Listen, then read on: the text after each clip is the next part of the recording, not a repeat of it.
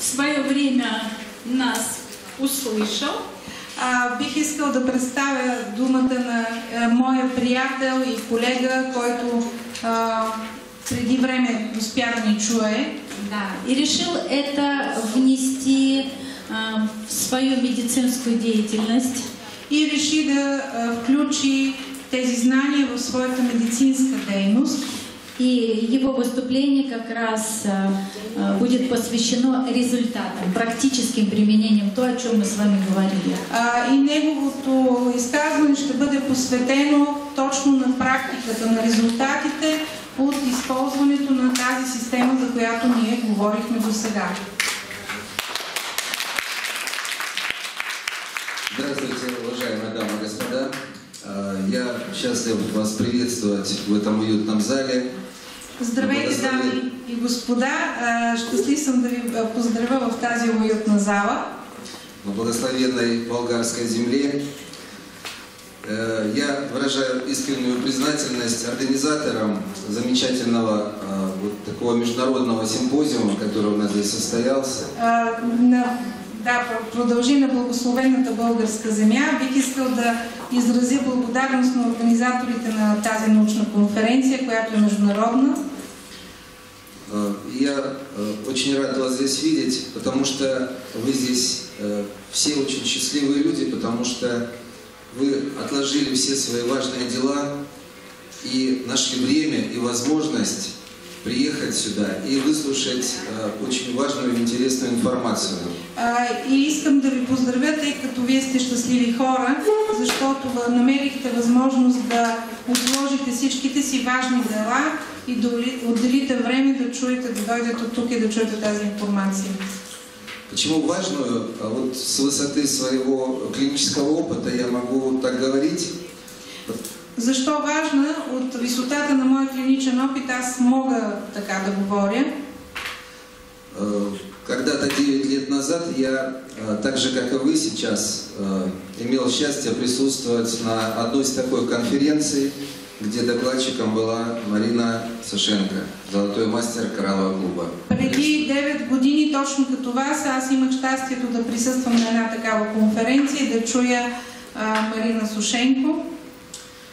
И тогда я впервые получил те знания, которые не получил в университете медицинском. Тогава за първи път получих тези знания, които не успях да получа в медицинския университет. В кратком варианте вы сегодня все это услышали. Вие чухте краткия вариант на всички тези знания. Это не альтернативная медицина, эта информация основана на сугубо глубоких научных знаниях. Това не бих нарекла алтернативна медицина. Това е информация, която е базирана на много дълбоки научни знания. И сегодня я хочу поделиться тем опытом, который получился, соединив клинический опыт, те стандарты, по которым мы лечим, и добавил всего лишь основополагающие принципы кораллового клуба. И днес искам да споделя този опит и тези резултати, които получих, когато съвместих, обобщих това, което е класическо като стандарт в клиничната практика и обединено с основните знания на Корал Клуб. Я уверен, что специалисты, которые сидят в этом зале, вы в разных специальностях специалисты, вы можете применить элементарные принципы и продукты кораллового клуба и получить фантастические результаты. Будь то нетрадиционная медицина, классическая, тоже реанимации, в любой специальности. И знам, че тук има колеги от различни специалности и съм уверен, че вие може да приложите тези основни знания в която и да е специалност и да получите уникални резултати. Я начинаю.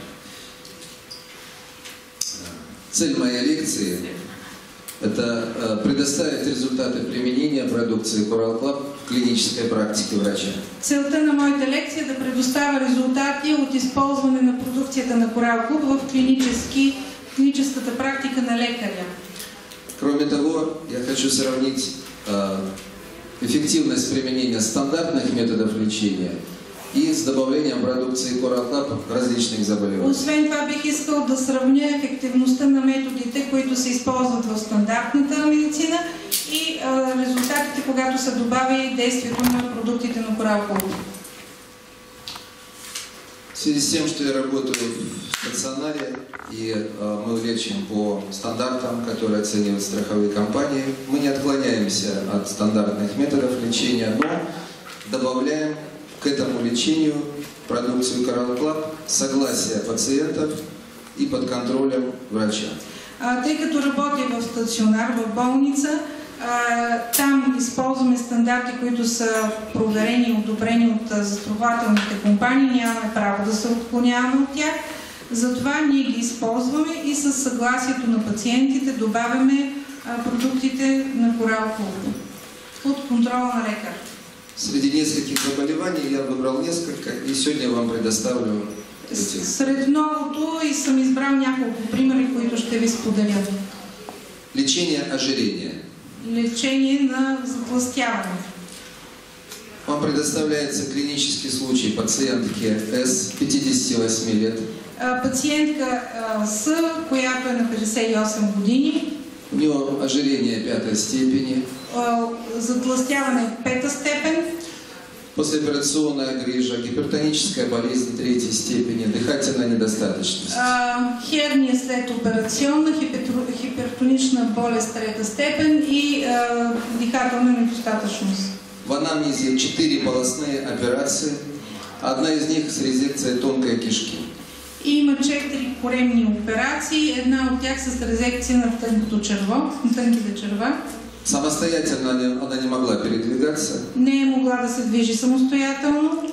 И она приехала ко мне на операцию и просит, чтобы я сделал операцию. Я выполняю пластические операции. И тъй като аз изпълнявам и пластически операции, тя дойде при мен с молба да извърша такава операция. Вес 248 килограмма. Тежеше тогава 248 килограма. Можете себе представить. И, естественно, я отказал вначале. Это было в 2014 году. Това беше през 2014, аз естествено отказах в началото. Потому что она бы не перенесла операцию. Реаниматологи понимают, что... Тя нямаше да понесе тази операция. Какие были перспективы? Первоначально мы предлагали сделать бариатрические операции, сейчас это модно. Какви бяха перспективите? Мислихме да правим бариатрична операция, това сега е модерно. Но эта операция была невозможна, потому что спаечный процесс брюшной полости ни лапароскопическим методом никаким невозможно. Но това беше невъзможно, защото не можеше да се използва въобще лапароскопски метод. И дача наркоза тоже невозможно. Също така не можехме да прилагаме никаква наркоза. Тогда я вспомнил о Коралловом клубе и тогава се сетих за Коралловия клуб. составил ее программу Кораллового клуба. Она ее успешно принимала. И съставих програми с продукти на Coral Club, която тя успешно използваше. Да.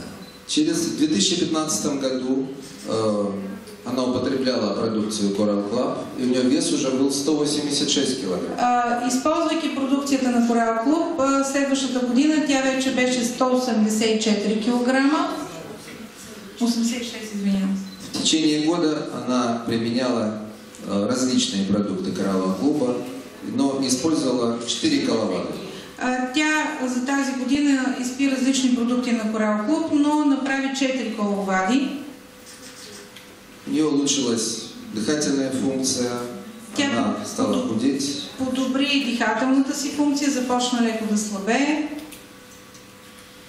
И в 2016 году ее вес стал 148 килограмм. И през април 2016 тя достигна здравословно до 148 килограма.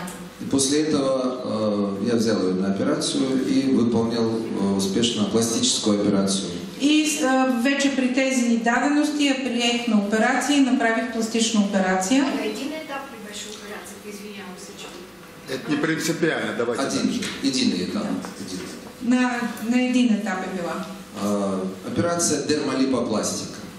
Операцията дермалипопластика. Нужно было этот жир отрезать. Просто трябваше тази през престилка да се махне. Но сам факт того, что за год она похудела на 100 килограмм, Но самият факт, че тя за една година отслабна 100 килограма, какой еще метод похудения даст такой результат? какъв друг метод на отслабване би дал такъв резултат? Мои коллеги были в недоумении. Моите колеги бяха в пълно недоумение. Так что худейте с Coral Club безопасно. Така че отслабвайте с Coral Club безопасно. Удаленный участок кожи вместе с жиром. По време на тази операция 14 кг кожа заедно с кожно-жировой фартук. Мазнина беше отделена. И в итоге вес ее составил 130 килограмм. И накрая тя след операцията беше 130 кг. Перед моим отъездом она мне звонила, говорила, что ходит самостоятельно в магазин, вернулась к нормальной жизни.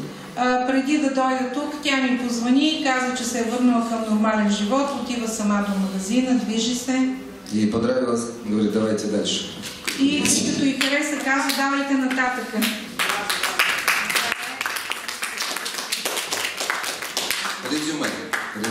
Резюме. Если сравнить два метода классической медицины, это бариатрическая операция, она была невозможна. Ако сравним двата метода, в класическата медицина, бариатричната операция, тя беше на практика невъзможна. И с использованием коралловой продукции 100 килограмм за один год. И с използването на продукцията на Coral Club 100 кг за една година.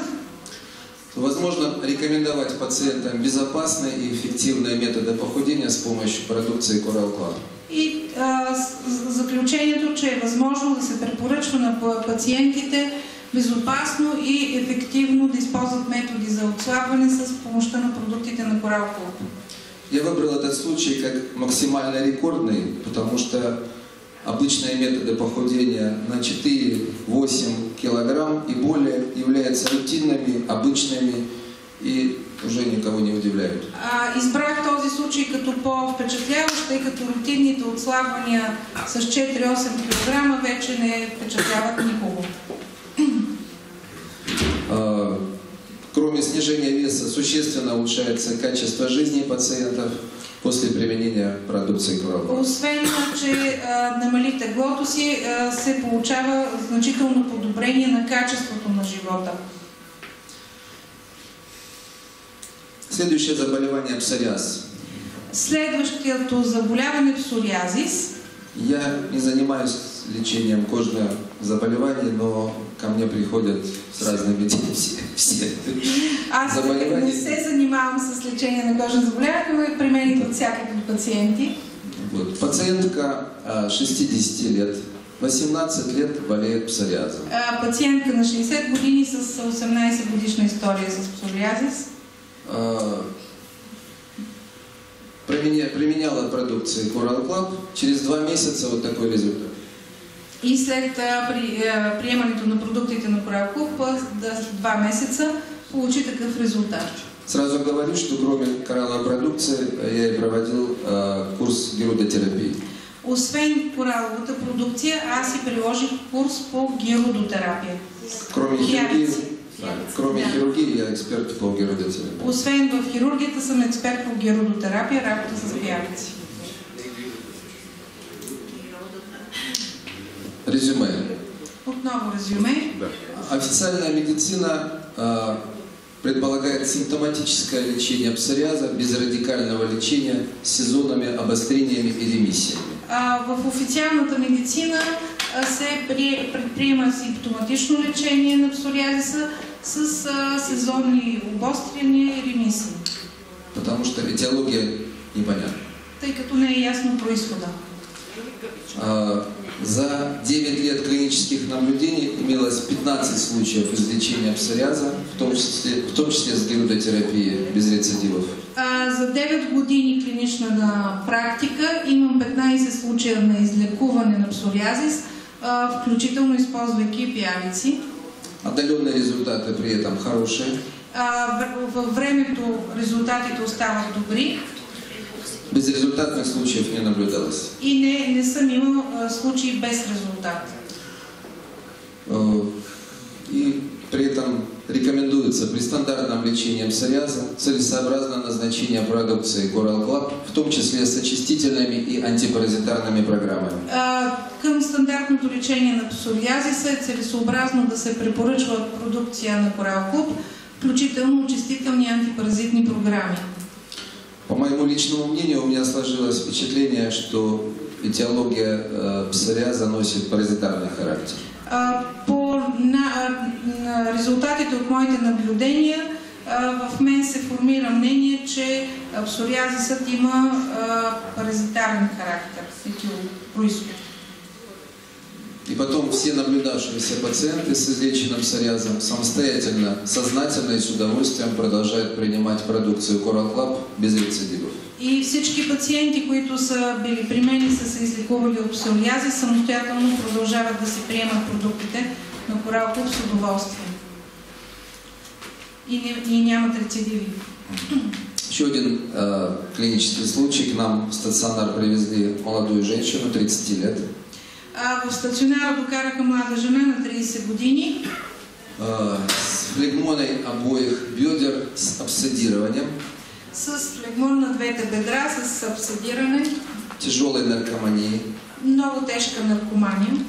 Тяжелый сепсис. Много тежък сепсис.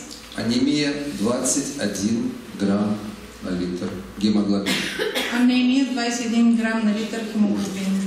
То есть гемоглобин 21. Тяжелый сепсис. Много тежък сепсис и тежка анемия. Пациентка вводила наркотики в бедренную вену. Пациентката си е вбияла наркотици в бедрената вена. Случилась инфекция обоих бедер. Получила се инфекция.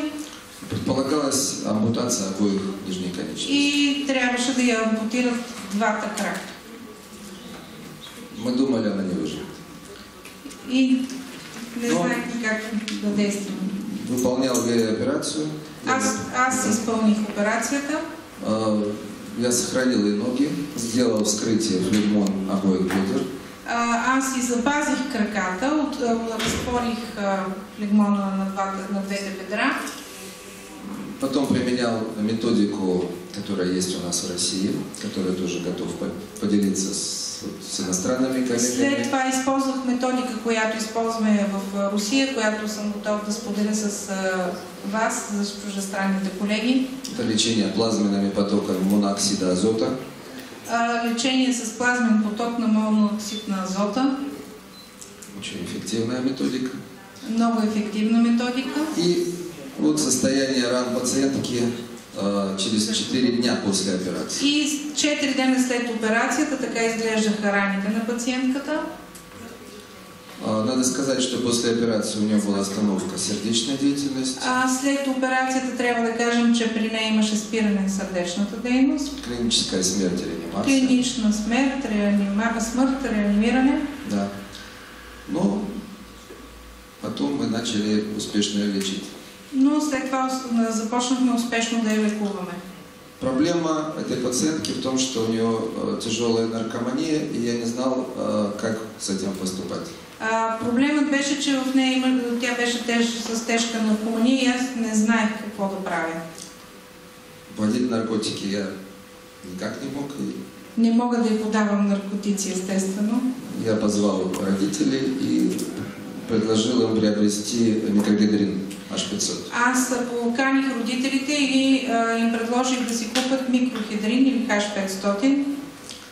И назначил большие дозы. И назначих големи дози. По 8-10 капсул в день. По 8-10 капсули на ден. Ну, также коралловую воду и несколько других препаратов. Естествено и кораллова вода и няколко други препарата, не много. Надо сказать, что в послеоперационный период тяжелых синдром отмены наркотиков, так называемые ломки, у нее отсутствовали. Трябва да кажа, че след тази операция нямаше оплаквания, както при наркозависими. Более того, она вообще отказалась от наркотиков. И тя в крайна сметка се отказва от наркотиците. На фоне этого лечения очень быстро стали заживать раны. Вы видите динамику. Это через 7 дней после операции. На фона на това лечение много бързо започнаха да зарастват раните. Виждате на 7 дена след операцията как изглеждаха.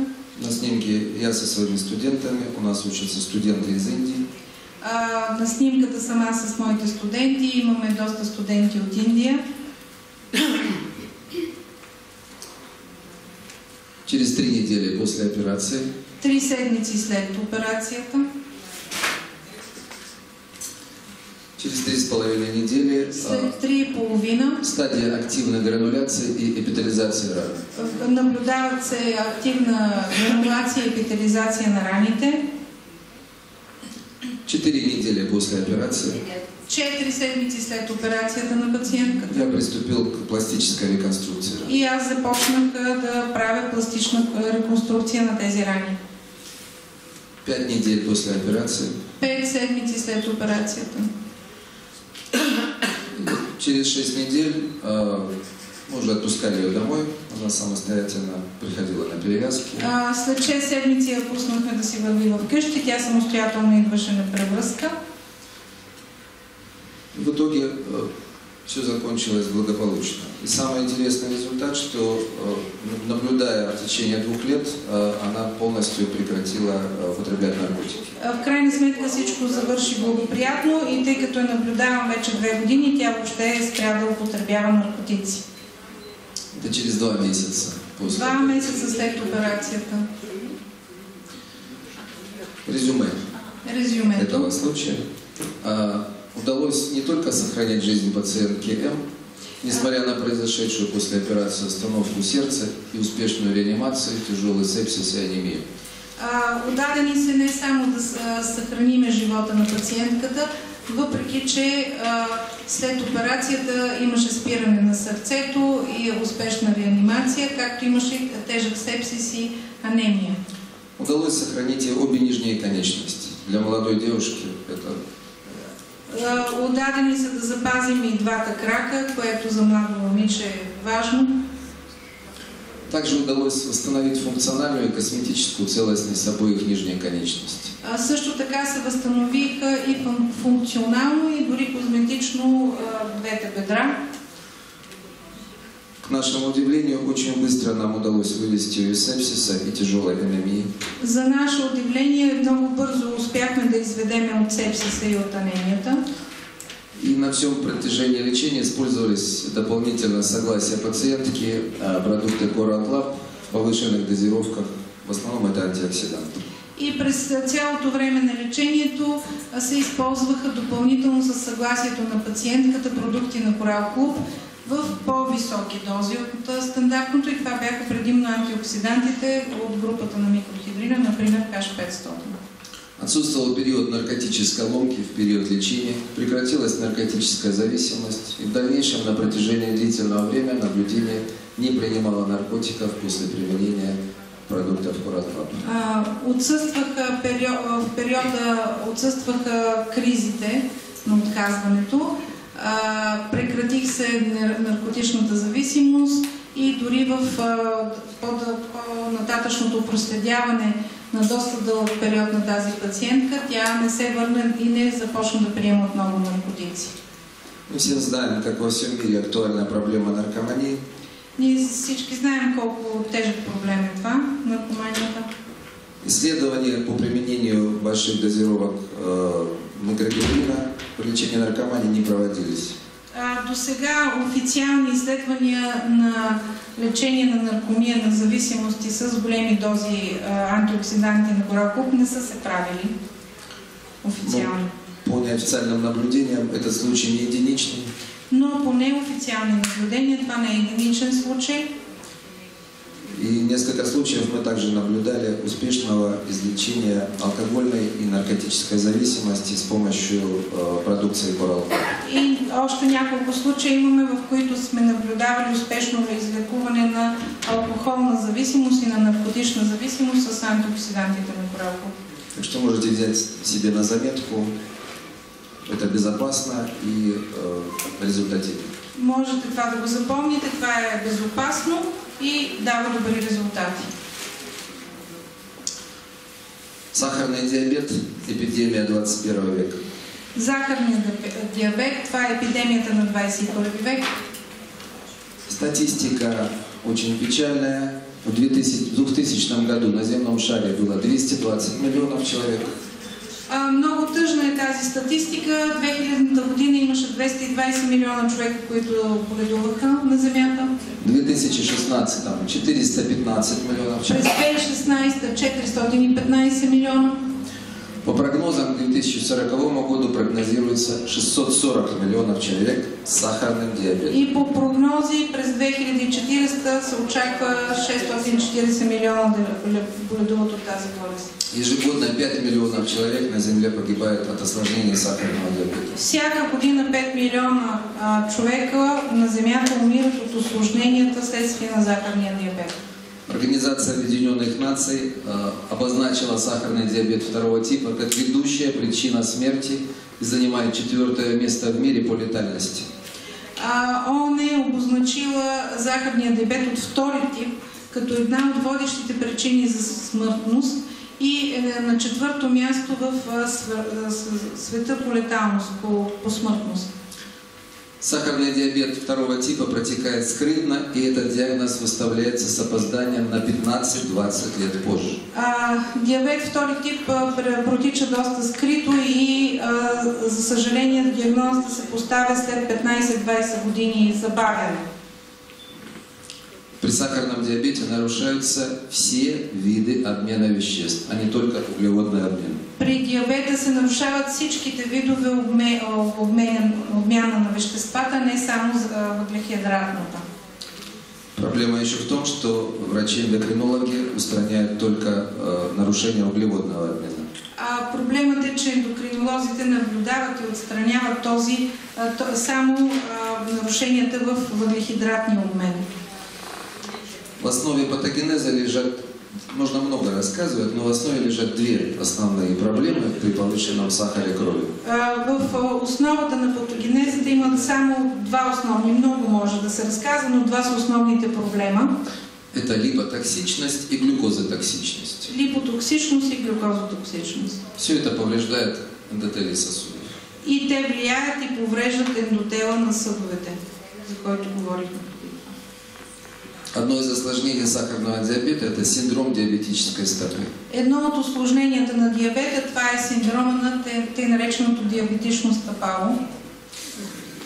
В клинике, где я работаю, есть целое отделение. На протяжении 27 лет мы спасаем многие пациентов. В клиниката, където работя, има цяло отделение, което в продължение на 27 години непрекъснато правим такива операции и спасяваме хората. Каждые 2 минуты во всем мире производится ампутация одной нижней конечности. На всеки 2 минути, има се предвид в целия свят, се ампутира крак в последствие на тази причина. Через 1 год ампутация второй конечности выполняется у 12% пациентов. Тези, които са имали такава ампутация, след една година 12% от тях имат ампутации на втория крак. Через 3 года у 30, через 5 у 50%. След 3 30%, след 5 51% от хората получават и втора ампутация. Смертность после высокой ампутации через год до 40%. Смъртността след ампутацията е много висока, в рамките на година до 40%. Через 5 лет до 68%. А след 3 години до 68% смъртност. Причины смерти – острые сердечно-сосудистые нарушения и острая почечная недостатъчност. И всъщност причината за смъртта стават остри сърдечно-съдови нарушения и остра бъбречна недостатъчност. Мы проводим серьезные научные исследования осложнений сахарного диабета, и в том числе одно из них исследуем кровь. Ние правиме много сериозни научни изследвания на осложненията вследствие на диабета и едно от тези изследвания е изследването на кръвта. Это уникальная зондовая микроскопия с помощью нанолаборатории Integra Prima. Разполагаме с уред, който се нарича зондов микроскоп, с помощ Integra Prima. С ее помощью можно получить 3D изображение еритроцитов и форменных элементов крови. С помощта на тази апаратура ние получаваме 3D образ на еритроцитите и на всичките формени елементи в кръвта. Это гангрена. Това е гангрена. Это кровь этой пациентки в 2D. 2D. И това е кръвта на пациентката в 2D. К сожалению, эта пациентка умерла, так как у нее был диабетическая гангрена, тяжелый сепсис. За съжаление тази пациентка почина, тъй като тя имаше диабетична гангрена и много тежък сепсис. Но мы можем демонстрировать ее кровь. Но можем да демонстрираме кръвта й. Это эритроциты, это токсины, которые находятся в крови. Това са еритроцити, това са токсини, които се намират в кръвта. Это кровь больного 60 лет с тяжелой формой сахарного диабета 2D. Можно 3D, можно 2D. Това е кръв на болен на 60 години с тежка форма на диабет. Это эритроциты, това са лимфоциты. Това са лимфоцити. Да. Это эритроциты. Това са еритроцити на болен на 46 години. Это кровь, эритроциты пациента с диабетической флегмоной. Отново с диабетическа флегмона. И к нашему удивлению обнаружили отличие этих больных, крови этих больных от нормы. И за наше удивление наблюдавахме разлика на кръвта на тези болни от нормалната кръв. Это выпячивание наблюдались на крови больных с сахарным диабетом, чего нету у здоровых. При здравите хора не се наблюдават тези пъпчици, които ги има по еритроцитите на болните от захарен диабет. Научный мир об этом еще не знает. Это маленькая научная сенсация. Това е малка научна сензация, още не сме я разпространили в научния свят. Вы будете знать об этом. Никому ни Вие ще слова. знаете. Никому ни слова. Я проводил эксперимент согласия пациентов и давал им H500. Аз направих експеримент естествено със съгласието на пациента и му дадох H500. Потому что большие дозы антиоксидантов показаны пациентам, они улучшают все виды равнения. Тъй като големите дози антиоксиданти са показани, препоръчват се при такива пациенти, защото подобряват състоянието. Эритроциты стали нормальни. Еритроцитите станаха нормални.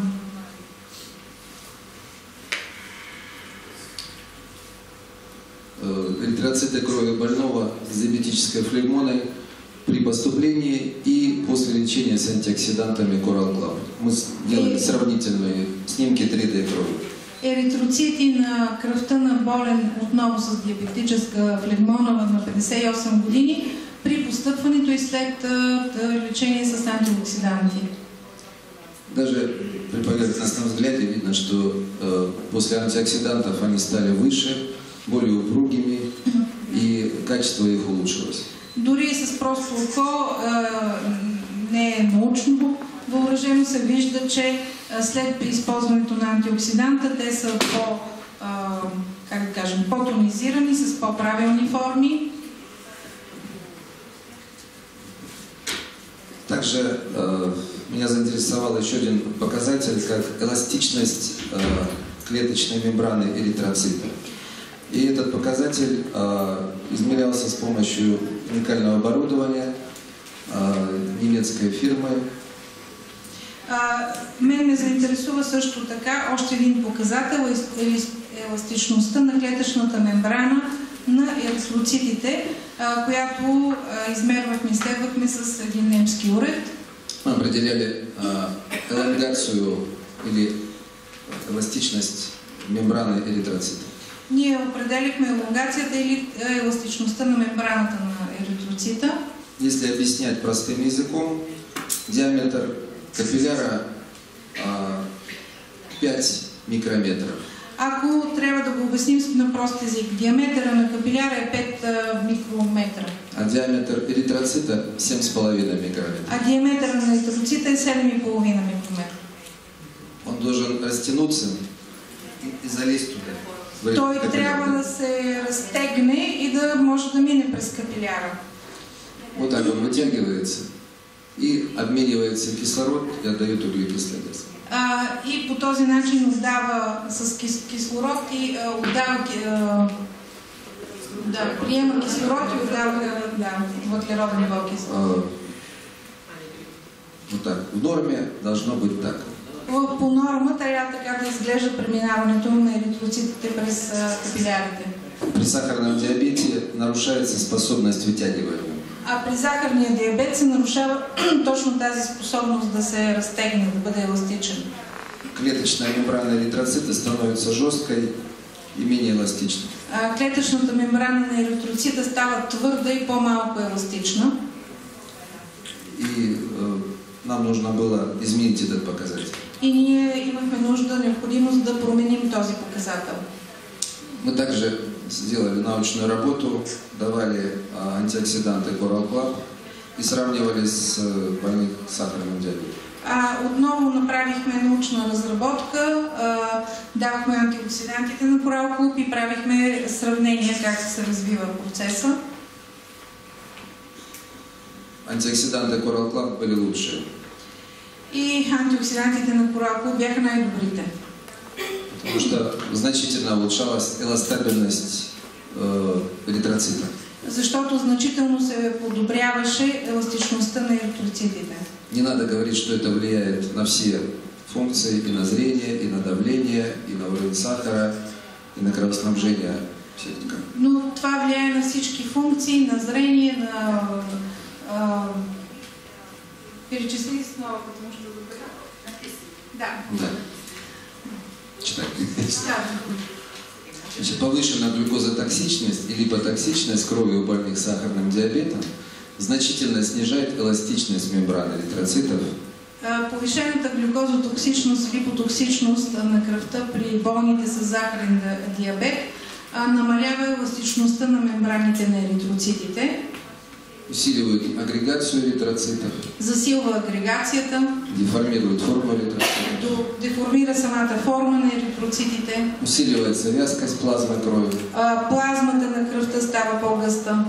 Снижает способность переноса кислорода эритроцитов. И намалява способността на еритроцитите да транспортират кислород. Ну и здесь я указал основные принципы лечения сахарного диабета, как лечится. Тук съм изброил основните принципи за лечение на захарния диабет. Это контроль уровня глюкозы крови. На първо място контрол на нивото на глюкоза в кръвта. Коррекция кислотно-щелочного баланса крови. Коригиране на алкално-киселинното равновесие на кръвта. Коррекция всех видов обмена веществ. Корекция на всички видове обмени на вещества. Постоянно антиоксидантная терапия. Непрекъсната антиоксидантна терапия. И лечение последствий глюкозотоксичности и липотоксичности при высоком уровне глюкозы крови. И лечение на последствията от тази глюкозотоксичност или липотоксичност, когато е имало високи нива на глюкоза в кръвта. И лечение осложнения сахарного диабета. И не на последно място лечение на осложненията, които се получават от диабет. Итог такой, что не надо ничего менять в том лечении, которое придумала официальная медицина. И то не променя нищо, което е измислила официалната медицина. Нужно только добавить продукты Coral Club. Просто добавяме продуктите на Coral Club. Вы получите удивительный результат. И тогава вие ще получите удивителни резултати. Нельзя противоставлять коралловую продукцию официальному лечению и заменять сахаропонижающие препараты. В никакъв случай не противопоставяйте продуктите на Кораловия клуб на официалното лечение и в никакъв случай не изключвайте препаратите, които понижават захарта. Антиоксиданты кораллового клуба лучшие. То есть по силе антиоксидантного действия они не имеют аналогов в мире. И это то, что необходимо больным с диабетом. Антиоксидантите на Кораловия клуб са най-добрите в света. По ниво на антиоксидантна защитност няма равни на тях и това е необходимо точно на хората, които са болни от диабет.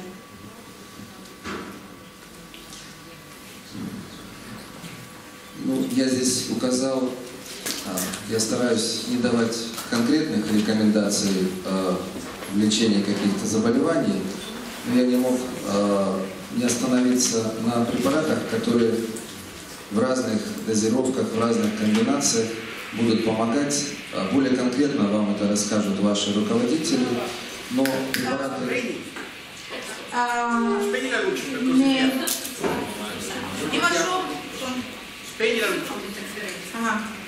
Женя, подожди, потому что инсталляция... Окей. Така, старах се въобще да не давам схеми и дозировки за лечение и да не говорим за лечение, но просто не мога да не споделя тази информация, защото тя е важна за това какво съм използвал при лечението на диабет. Это упаковка жизни Coral Club. Запомнете го. Упаковка на живота на Coral Club. Coral Taurin. Coral Taurin. Это препарат, о котором можно целую лекцию прочитать. По нему очень много было конференций. Уникальный препарат в коралловом клубе. Он лучше. Бих могъл цяла лекция да прочета за него. Уникален препарат в кораловия клуб с много важни действия. Прежде всего он понижает уровень сахара. И най-вече той намалява нивото на захарта.